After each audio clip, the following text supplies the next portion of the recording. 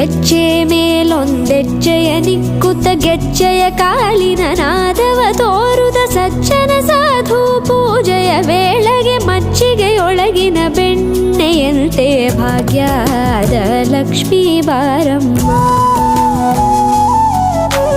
ಹೆಜ್ಜೆ ಮೇಲೊಂದೆಜ್ಜೆಯ ನಿಕ್ಕುತ್ತ ಗೆಜ್ಜೆಯ ಕಾಲಿನ ನಾದವ ತೋರುದ ಸಜ್ಜನ ಸಾಧು ಪೂಜೆಯ ವೇಳೆಗೆ ಮಜ್ಜಿಗೆಯೊಳಗಿನ ಬೆಣ್ಣೆಯಂತೆ ಭಾಗ್ಯದ ಲಕ್ಷ್ಮೀ ಬಾರಮ್ಮ.